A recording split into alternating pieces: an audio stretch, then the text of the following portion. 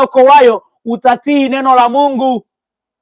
Walio wengi tunaishi katika imani, sio imani iokoayo.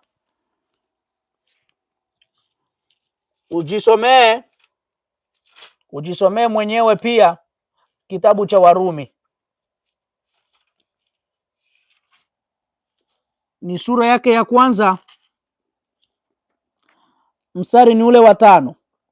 Ambaye katika yeye tulipokea neema na utume, ili mataifa yote wapate kujitiisha kwa imani kwa ajili ya jina lake. Kujitiisha kwa imani. Ukitii, tunatii kupitia imani.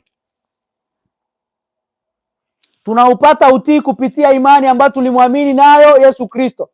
Maana ukimwamini Yesu Kristo ni lazima ulitii neno la Mungu.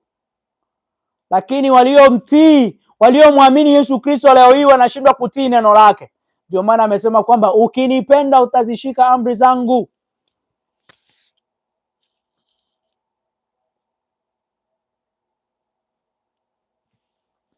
Hivyo imani na kutii ni vitu viwili visivyo, yani hauwezi ukavitenganisha. Unapoamini ni lazima utii, lakini unapoamini bila kutii, wewe sio wa Mungu. Unapomwamini Yesu Kristo ni lazima utii neno lake. Ni sawasawa unaposema kwamba ninamwamini mke wangu au ninamwamini mme wangu, ni lazima utii maagizo yake, ni lazima utii maneno yake. Hauwezi ukasema unamwamini mme wako lakini hauwezi ukatii neno lake. Maana yake hapo hakuna imani. Hauna imani na mme wako wala una imani na mtu uliye naye. Unapokuwa na imani na mtu ni lazima utii maneno yake. Bwana Yesu asifiwe. Hivyo itakuomba uweze kulinganisha na kitabu kile cha Warumi sura 26, sura ya 16, kwa maana kitabu cha Warumi hakijafikia hata 20, kimeishia 16. Warumi sura ya 16 mstari wa 26.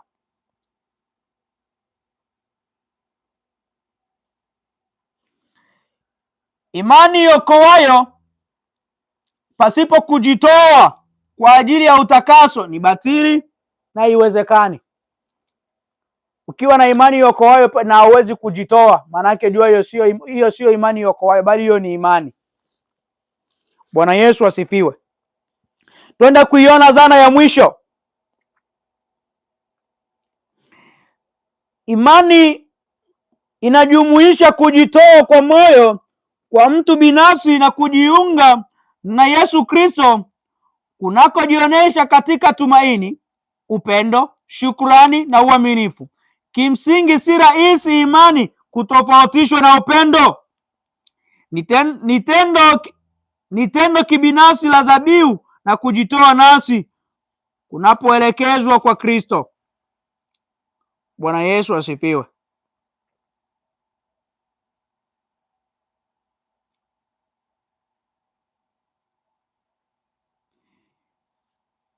Ni kujitoa kwa moyo wote.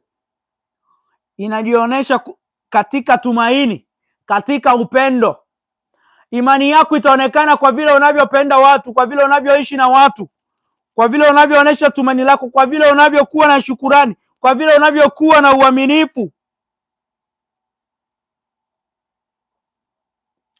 Unapokuwa na upendo wa kimungu, imani yako itajulikana kwamba huyu ni Mkristo.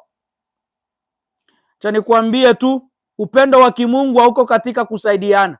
Upendo wa kimungu uko katika kuokoana.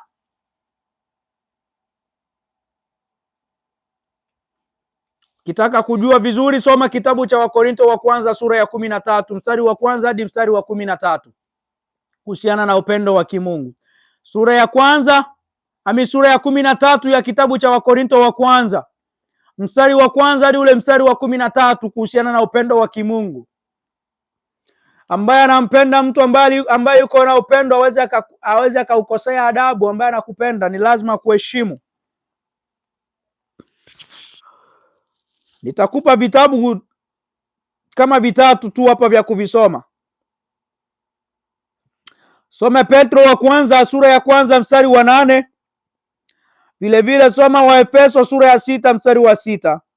Alafu wa Galatia sura ya 2 mstari wa 20 na mwisho wa Rumi sura ya 6 mstari wa 17.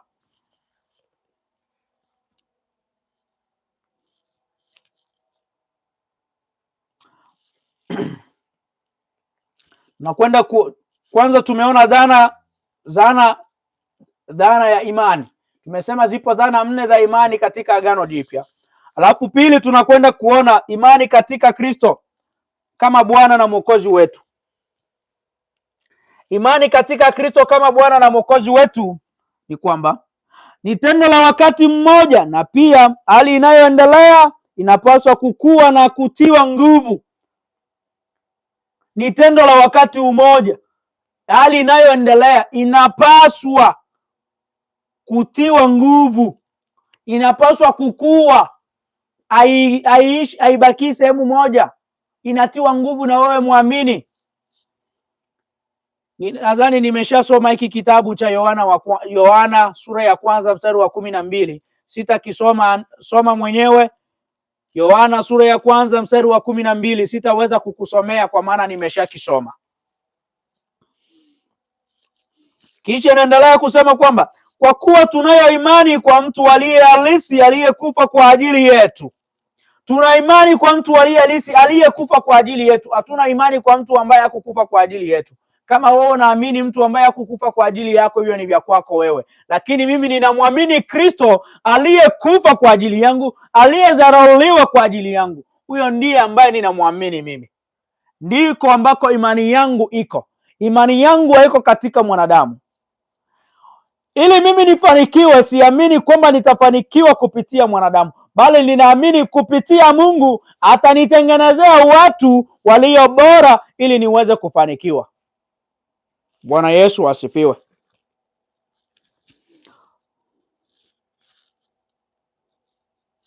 Warumi sura ya 4 mstari wa 20. Nikusomee hapo ndugu yangu. Usiseme kwamba mbona ameanza kuwa sasa kila kitu nijisomee.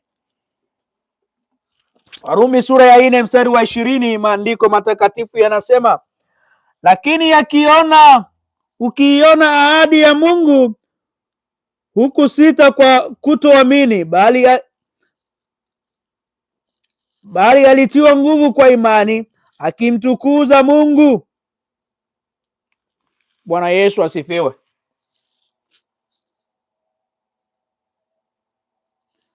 Narudilia tena ili unisikilize vizuri. Lakini akiiona ahadi ya Mungu hakusita kwa kutoamini, bali alitiwa nguvu kwa imani akimtukuza Mungu.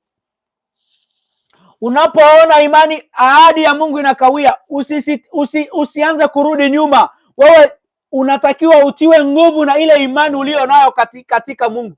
Mwamini Mungu kwamba ninajua ipo siku watanitendea na mwisho wa siku litatimia ili kusudi. Imagine Ibrahimu angelikata tamaa baada ya kuambiwa na Mungu kwamba nitakufanya kuwa na uzao sawasawa na mchanga. Angelikata tamaa, ingelikuwa sasa hivi hatungelikuwa na taifa la Israeli,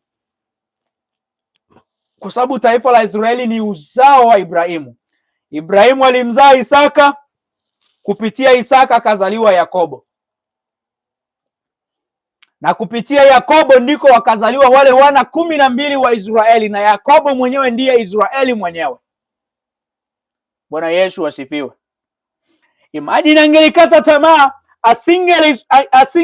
asingeliweka nguvu kupitia, asingelikuwa na nguvu kupitia imani yake ile, labda tungelikuwa na taifa la Israeli.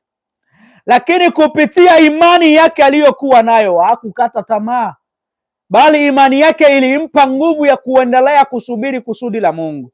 Lakini wewe kuendelea kusubiri kusudi la Mungu unaona ni muda mrefu sana, unaanza kutafuta njia zingine ili uweze kufanikiwa. Subiri kusudi la Mungu wewe.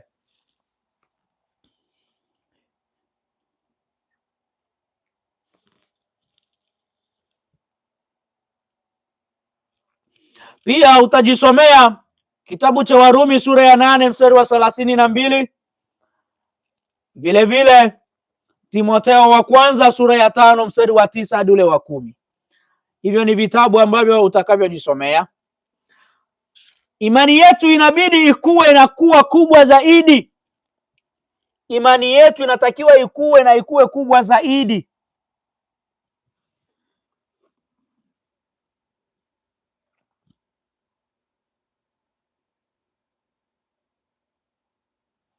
imani yetu natakiwa ikue na ikue kubwa zaidi. Wathesalonike wa pili sura ya kwanza mstari wa 3 na Petro wa kwanza sura ya kwanza mstari wa 3 hadi ule wa 9. Pia imani katika Kristo Bwana wetu inasema tumaini na utii huleta uaminifu na kujitoa. Usipojitoa, maana yake jua wewe imani yako bado ipo mbali sana. Bwana Yesu asifiwe.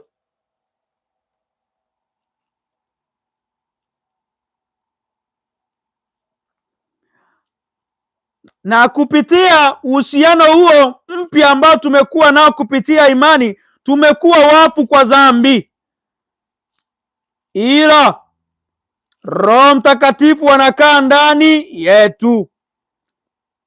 Soma Warumi sura ya 6 mstari wa 1 hadi ule mstari wa 18. Sikusomei kwa sababu nikisoma hapo nitakufanya unisubiri kwa muda mrefu.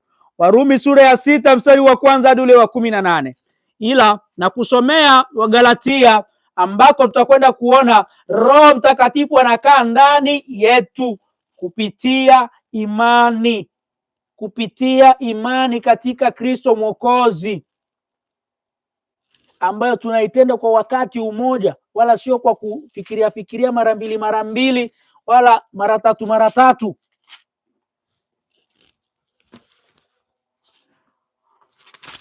Tunakutafutia kitabu cha Wagalatia ndugu yangu.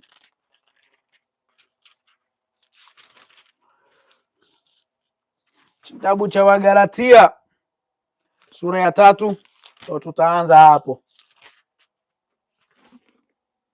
Mstari wa 5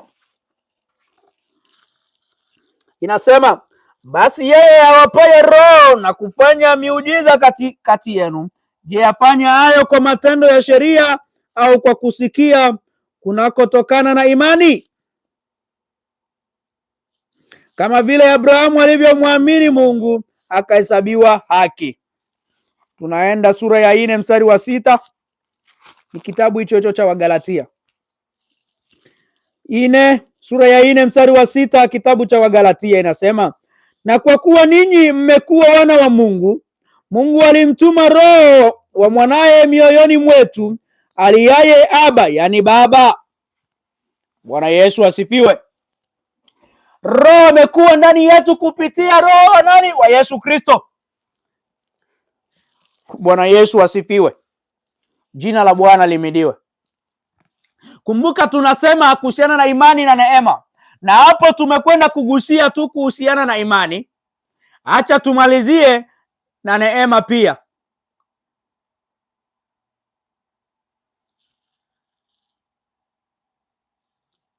Ili usiseme kwamba mtu huyu mbona ameongelea imani sana, neema ameiacha wapi? Bwana Yesu asifiwe. Neema, tumesema neema ni bahati. Lakini sikiliza tena hapa kuhusiana na neema. Neema katika Agano la Kale, Mungu alijidhihirisha mwenyewe kama Mungu wa neema na rehema, aliyeonyesha upendo kwa watu wake, si kwa sababu walistahili, bali kwa sababu ya shauku yake mwenyewe kuwa mwaminifu kwa zile ahadi alizozifanya kwa Ibrahimu, Isaka na Yakobo. Kutoka sura ya 6 mstari wa 9. Jina la Bwana limidiwe. Mungu mwenyewe alijidhihirisha kuwa Mungu wa neema na Mungu wa rehema. Bwana Yesu asifiwe. Hakufosiwa na mtu kujidhihirisha kwetu, bali alijidhihirisha mwenyewe, kujiamulia kujidhihirisha katika kipindi kile cha Agano la Kale. Nimesema kitabu cha Kutoka sura ya 6 mstari wa 9.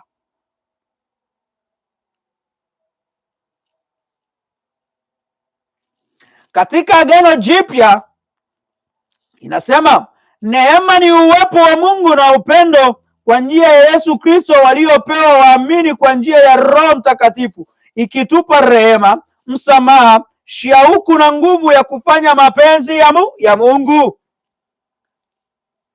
Bible verse moja ambayo ni maarufu sana, Yohana 3:16, kwa maana jinsi Mungu aliupenda ulimwengu hata akamtoa mwana wake wa pekee, ili kila mwaminie asipotee bali awe na uzima wa milele.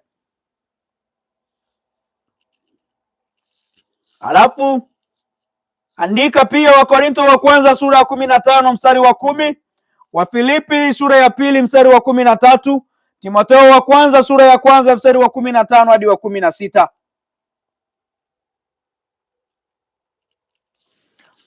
Hiyo ilifanyika kwamba maisha yetu sisi wa Kristo tuweze kutegemea neema hiyo tuliyoipata kupitia Yesu Kristo.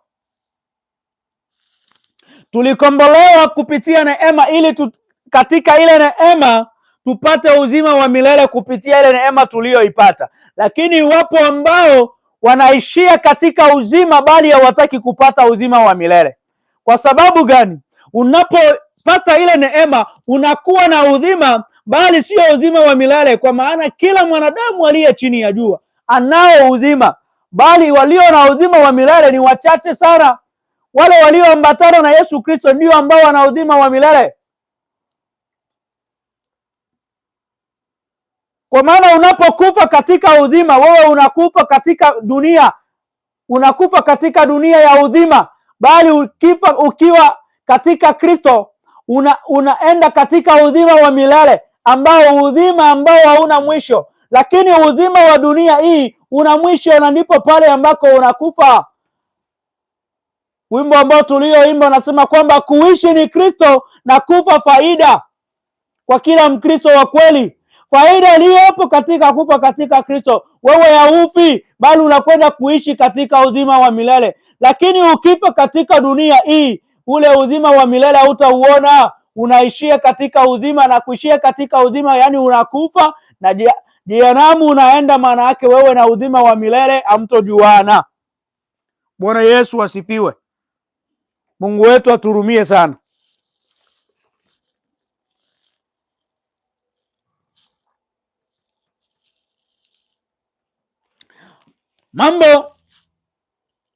Kuna mambo manne ambayo Mungu anayatoa kupitia neema. Jambo la kwanza, utoa kipimo cha neema kama karama. Wakorintho wa kwanza sura ya kwanza mstari wa 4. Anaitoa kama karama kwa wale wasiomwamini Yesu Kristo ili waweze kumwamini Yesu Kristo. Neema inatoka kwa wasiomwamini Yesu Kristo ili waweze kumwamini Yesu Kristo. Maana yake unapopata neema ya kujitambua kwamba natakiwa nimrudie Yesu Kristo, ndipo pale niliposema kwamba tumejaliwa sote neema, lakini hatukujaliwa sote neema ya kujitambua na kujua thamani ya ile neema tuliyoipata. Na ndipo hapo sasa kwamba Mungu anatujalia sote kipimo cha neema kama karama. Neema inafanyika kuwa karama kwa wale wasioamini, kwamba neema iende ndani mwao kuwakumbusha kwamba Bwana, ulikombolewa wewe kwa damu ya thamani. Ulikombolewa wewe ili uweze kuwa mtumishi. Ulikombolewa wewe ili uweze kuwa mwinjilisti. Ulikombolewa wewe ili uweze kuwa nabii. Ulikombolewa wewe ili uweze kuwa mchungaji. Lakini tazama, kwa sababu wewe unapenda kuishi katika neema bali haujatambua kwa nini ulikombolewa, tazama leo hii nakupa karama ya neema iwe ndani yako, iweze kukukumbusha kwamba ulikombolewa kwa kusudi la kufanya kazi ya Mungu, hivyo la kurudisha uweze kurudi katika zizi la Mungu. Haleluya!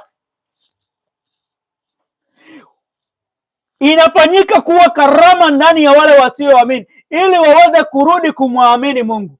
Watakaporudi kumwamini Mungu, ndipo pale sasa wanaishi katika imani ya Kikristo. Tambua tena, wana mtihani mwingine katika imani. Hawatakiwi kuishi katika imani tu, bali wanatakiwa kuishi katika imani iokoayo. Sema amena.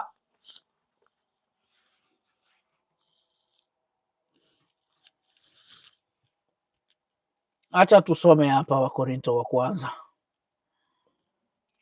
Usinichoke ndugu yangu. Kuchoka neno la Mungu ni uvivu na ni kukosa uzima. Sura ya 1 mstari wa 4. Namshukuru Mungu siku zote kwa ajili yenu, kwa sababu ya neema ya Mungu mliopewa katika Kristo Yesu. Amen. Tulipewa neema katika Yesu Kristo. Kupitia ile neema tunatakiwa tujitambue ili tuweze kuwa wana wa Mungu, ili tuweze kuishi katika imani. Na ndipo pale ambako neema ikifanyika kama karama kwako, unatakiwa uanze sasa safari ya kuanza wokovu wako. Unatakiwa utubu ili uandane na maisha ya Kristo, uambatane na Kristo ili ayangoze maisha yako. Bwana Yesu asifiwe. Waefeso